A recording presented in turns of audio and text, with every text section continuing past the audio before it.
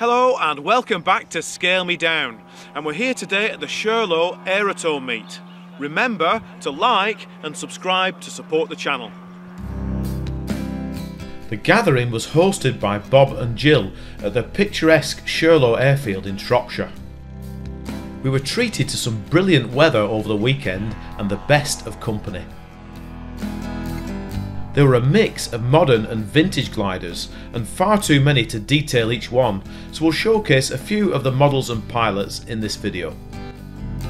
This is Chris and his Ash 35 glider. Chris, can you tell us something about this model? Yeah, it's 40% scale.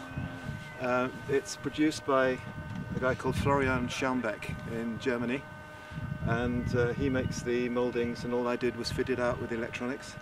It's 10.6 meters wingspan, weighs just under 25 kilos.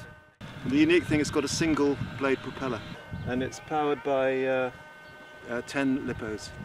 So about 40 volts, it draws about 2 amps, so it's about 2 kilowatts, which I think translates to about 3 horsepower.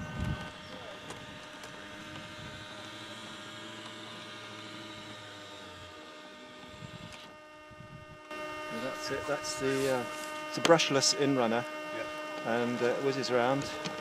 When I shut it down, it brakes, then goes back to the vertical, and then in it goes.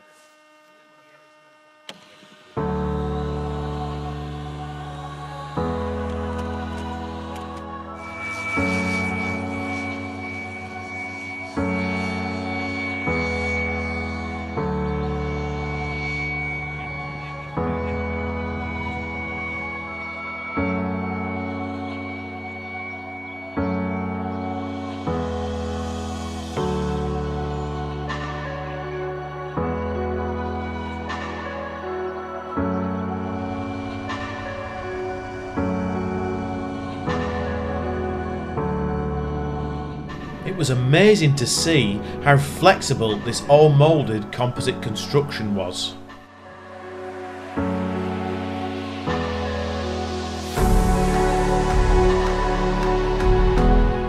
This elegant serpentine motion of the pop-up motor is achieved by an S-shaped rack and double pinion, and it keeps the fuselage cutout very small.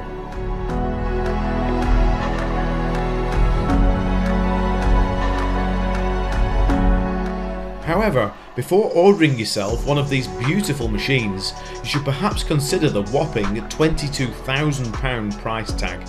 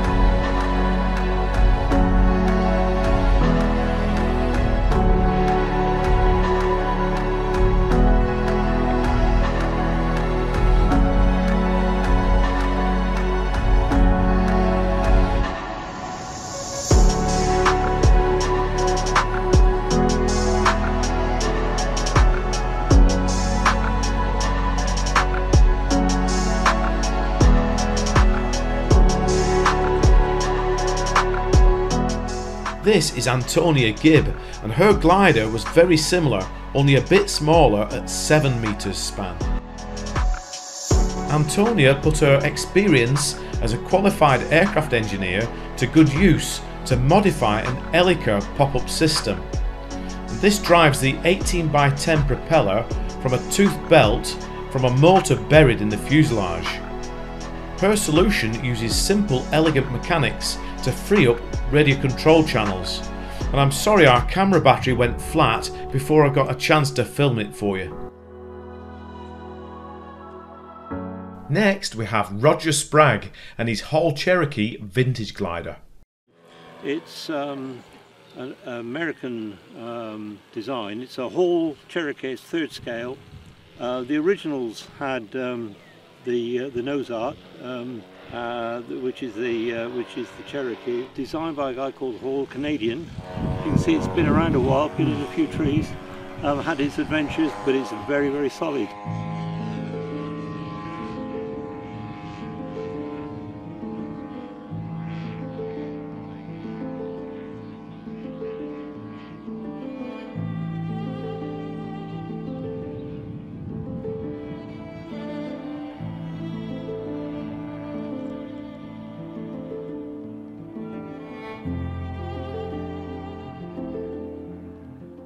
Roger soon found some lift, and he had some long, graceful flights with this model.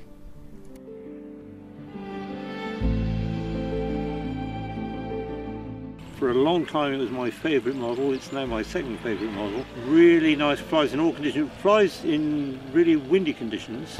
Yellow shows up brilliantly, lots of Cherokees were yellow.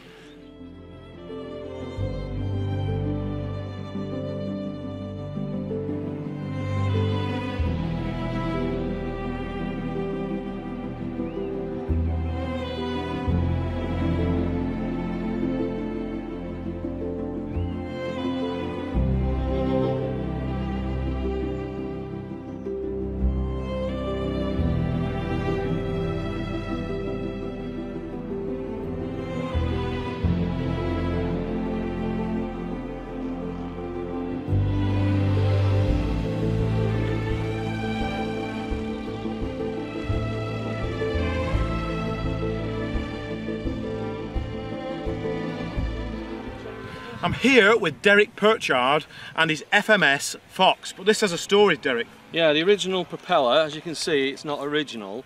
It gave way on me, and I have now sort of fixed the front end. And CML were really good. They supplied me with a new fuselage and a few other bits and pieces. And it's got an RFM prop on it now, and it seems to have cured the problem. Brilliant, let's see it fly. Yep.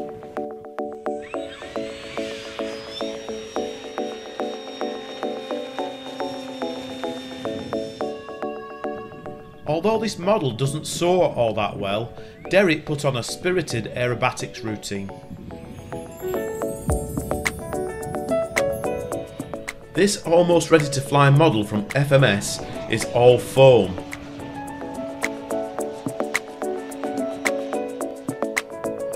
It has a 3-metre wingspan and a snap together quick rigging system that requires no tools.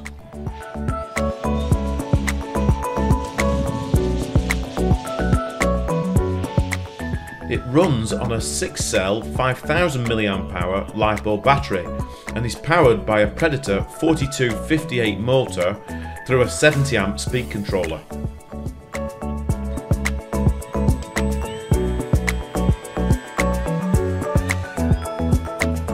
Ready to fly with flight battery, it weighs around 4.7 kilograms or 10 pounds.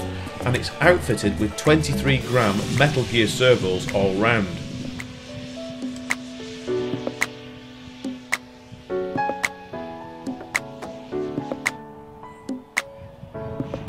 It features flapped wings to enable crow braking for accurate spot landings.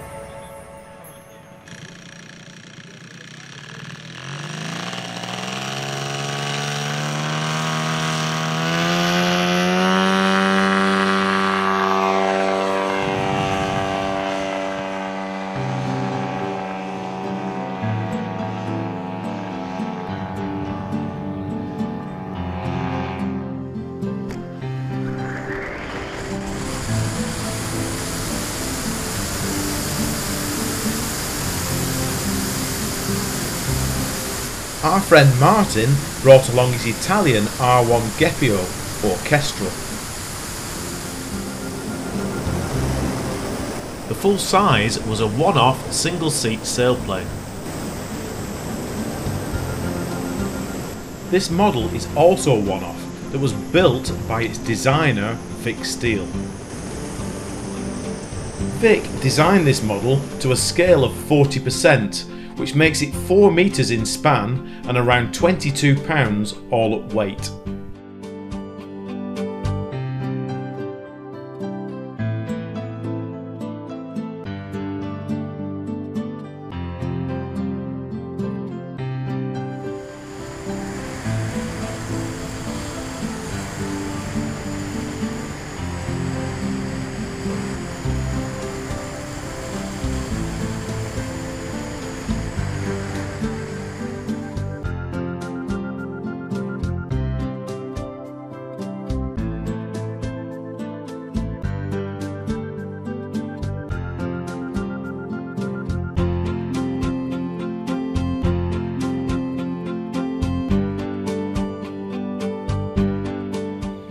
Here with Rich Barley and his Orlik 2.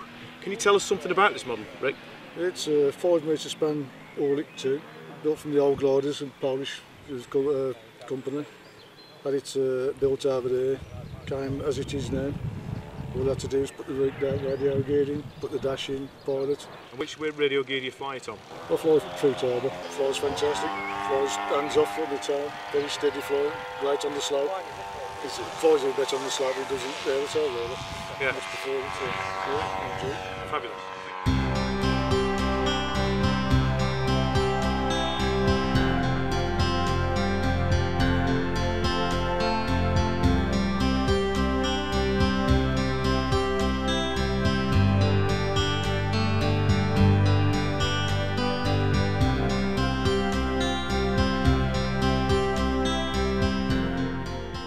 The expert tug pilots, Phil Pearson, Elliot Howells and Ray Watts, were on hand to keep the takeoff queue short.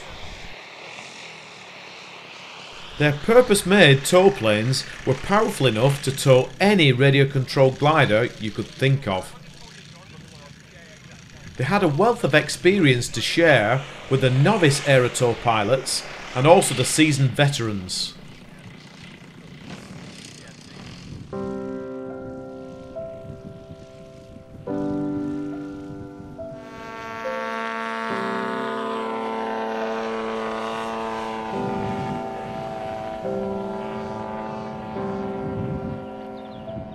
There were a number of these KA-8 scale model gliders over the weekend. I love how the sun shines through the covering on this one.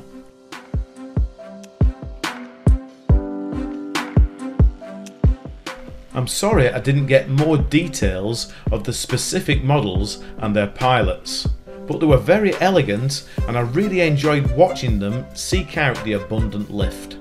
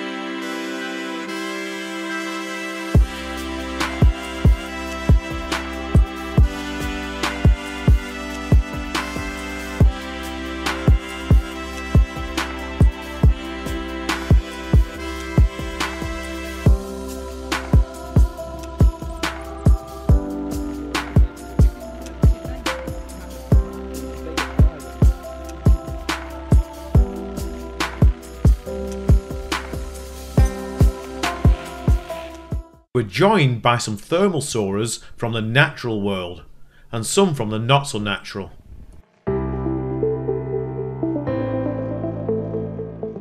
witness some gorgeous, graceful landings.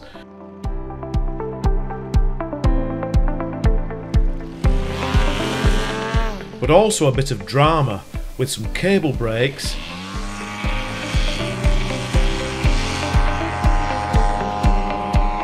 some pilots being luckier than others.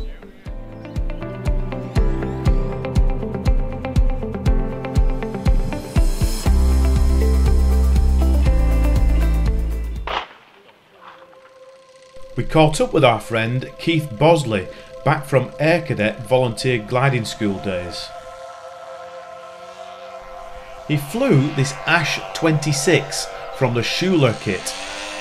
It's an all glass construction with carbon fibre in the wings. All the servos are high-tech and the model weighs about 9 kilos. Keith is the 4th owner of this model and he's had it about a year and recently refurbished it, including a repaint using 2-pack paint. He says it's a real pleasure to fly.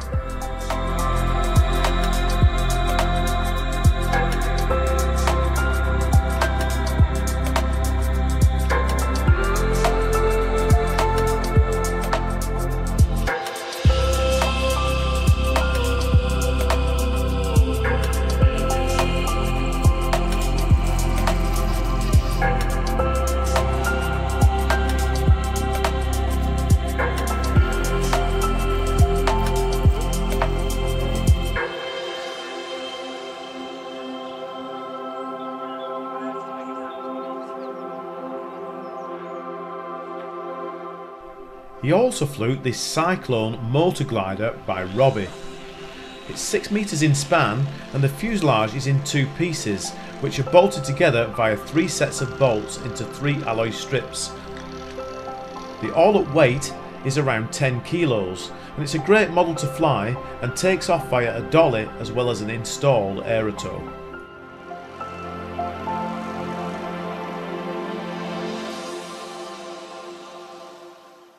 And speaking of Air Cadet links, Frank brought along this lovely Slingsby T21 Sedberg.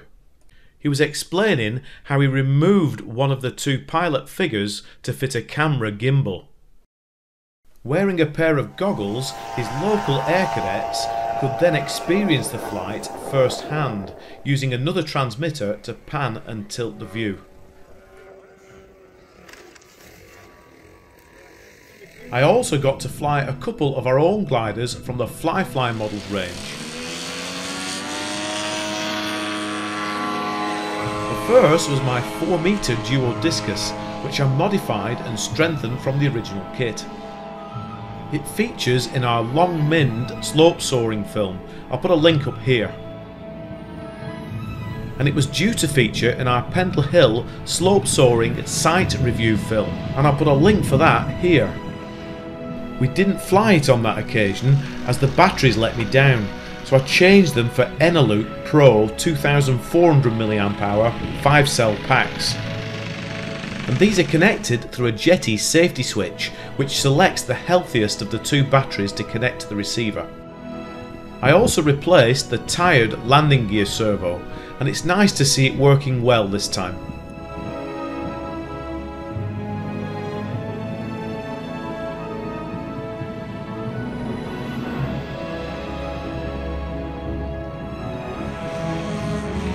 Next was the Condor Evo, which again I modified and strengthened from the original design.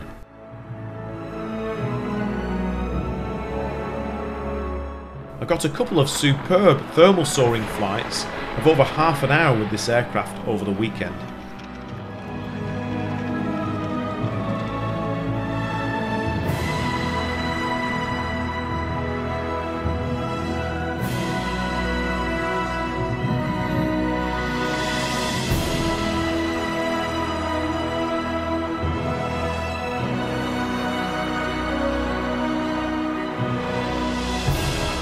I'd like to thank all the pilots who contributed their bits of film to supplement Gwen's camera work.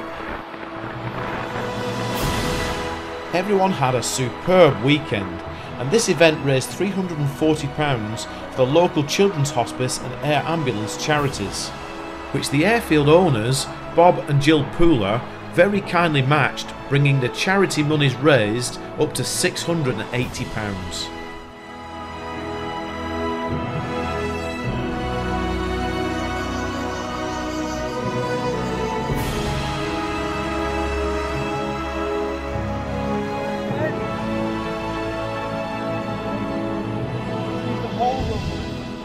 I hope you enjoyed that. We've had a fabulous day, and a big thanks to John Minchell for organising this event, also to the Tug pilots, Phil Pearson, Ray Watts and Elliot Howells. Hope you enjoyed that too. Thanks for watching, and we'll see you next time here at Scale Me Down.